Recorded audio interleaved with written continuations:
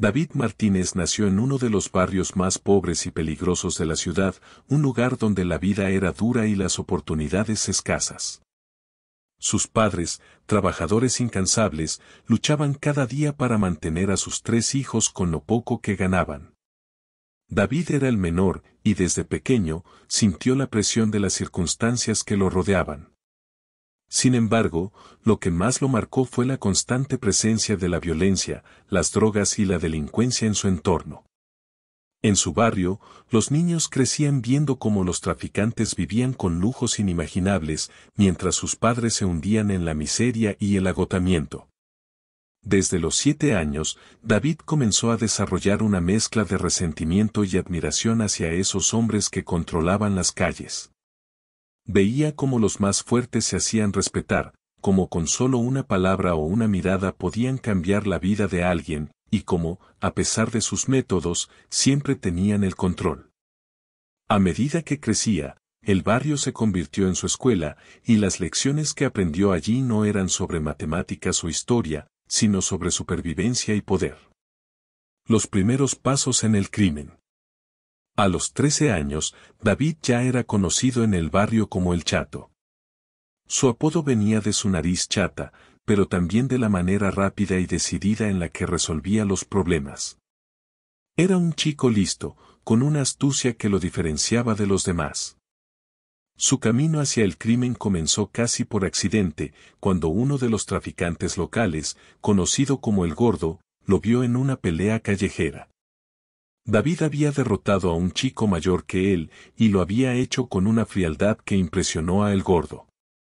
Aquella misma noche, el traficante se le acercó y le ofreció una oportunidad. «Oye, chato», le dijo con una voz gruesa y un cigarro colgando de la comisura de los labios, «tienes talento. ¿Por qué no te unes a nosotros? Podrías ganar más en una semana de lo que tus padres ganan en un año». David, que había crecido viendo la lucha diaria de sus padres, se sintió tentado. Sabía que estaba jugando con fuego, pero la promesa de dinero rápido y fácil era demasiado seductora para ignorarla. Después de todo, ¿qué tenía que perder? Vivía en un mundo donde la ley del más fuerte imperaba, y el Gordo le ofrecía una salida de la pobreza que había conocido toda su vida. Aquella misma noche, David aceptó la oferta. Su primer trabajo fue sencillo, casi insignificante, servir de mensajero entre los distribuidores de drogas del barrio. No tenía que hacer preguntas, solo entregar pequeños paquetes y recoger dinero. Para alguien tan joven, el riesgo parecía mínimo, y la recompensa inmediata. Con el tiempo, las tareas de David se volvieron más complejas y peligrosas. Empezó a manejar cantidades mayores de droga y a transportar armas entre los diferentes miembros de la organización. Cada vez que completaba una entrega, recibía una buena suma de dinero, que rápidamente se convirtió en la envidia de sus amigos y la preocupación de su familia. A medida que los meses pasaban, el Chato se fue ganando la confianza de los traficantes. Se destacaba no solo por su inteligencia, sino por su capacidad de mantener la calma bajo presión. Esto lo llevó a involucrarse en actividades más oscuras, como las extorsiones y las amenazas. Pero el punto de inflexión en su vida llegó cuando cumplió 15 años. El día que cambió la vida de David comenzó como cualquier otro. Recibió una llamada de El Gordo, quien le dijo que se presentara en un almacén abandonado en las afueras de la ciudad. Al llegar, encontró a varios hombres de la organización esperando, todos con rostros serios y una atmósfera cargada de tensión. En el centro del grupo estaba un hombre amordazado y atado a una silla, sangrando por la nariz y con el rostro lleno de golpes. «Este tipo nos traicionó», dijo el Gordo, señalando al prisionero. «Vendió información a la policía. No podemos dejar que eso pase por alto». David miró al hombre, que apenas podía sostener la mirada. Sabía lo que estaba por venir, pero no estaba preparado para lo que el Gordo le pidió a continuación. «Chato, es tu momento de demostrar que eres uno de nosotros», dijo mientras le entregaba un arma. El corazón de David comenzó a latir con fuerza.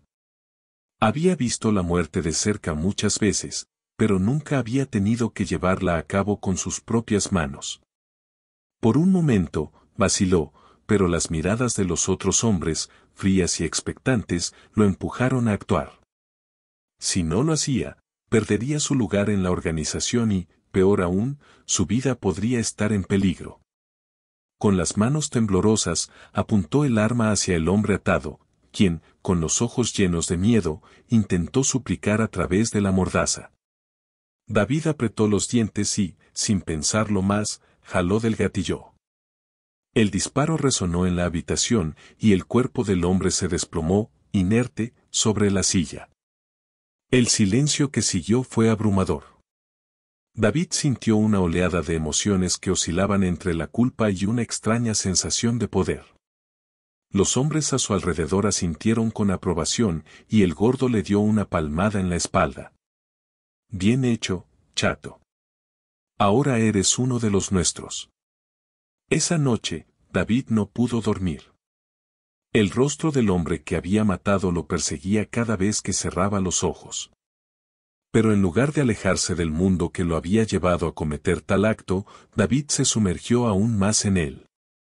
El asesinato lo endureció, le quitó la inocencia que le quedaba y lo convirtió en un peón dispuesto a hacer lo que fuera necesario para escalar en la jerarquía del narcotráfico. Con el tiempo, David se convirtió en una figura clave dentro de la organización.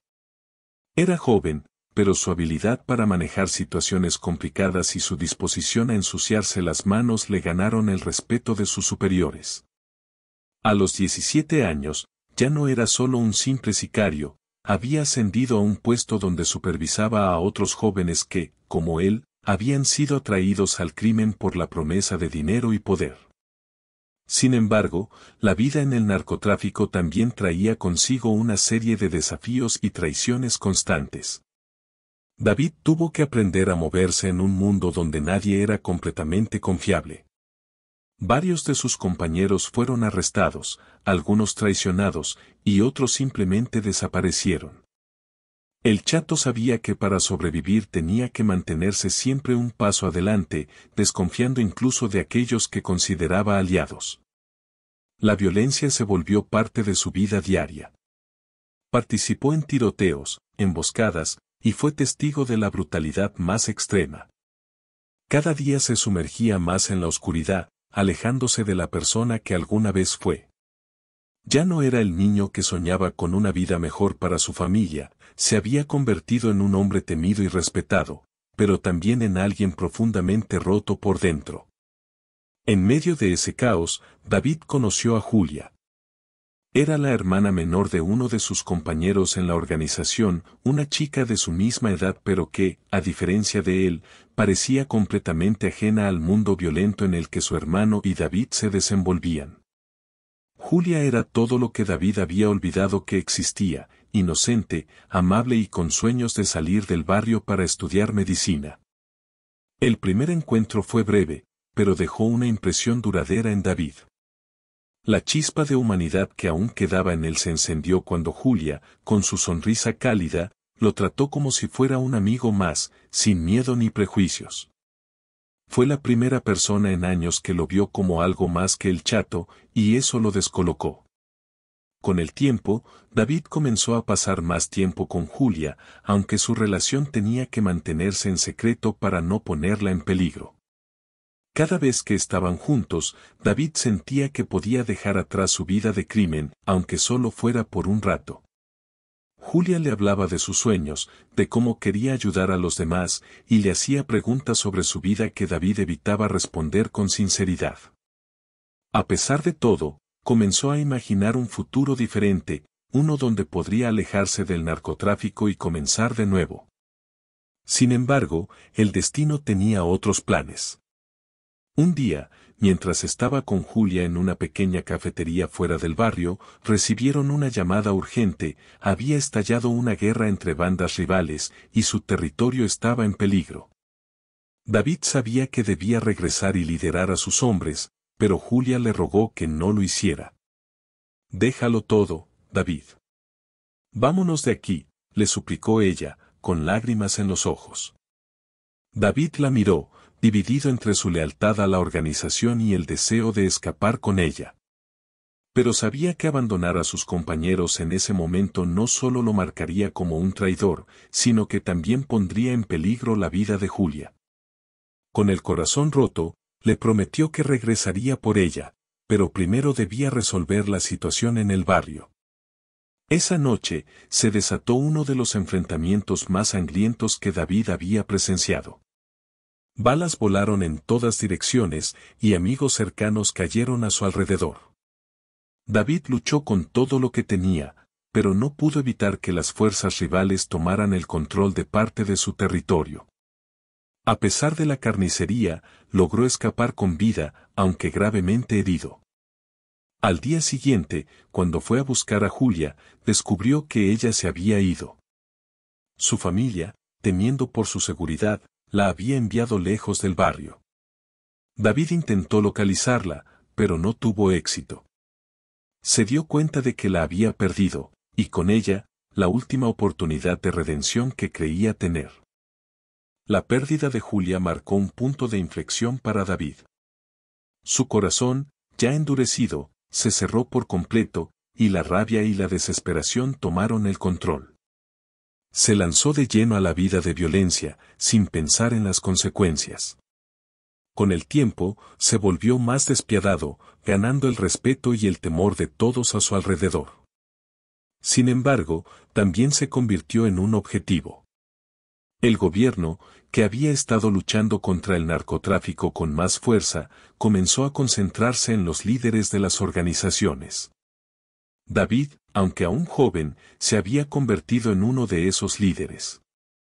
Las autoridades lo persiguieron implacablemente, y cada vez que lograba evadir un arresto, la presión aumentaba. Finalmente, la suerte de David se acabó.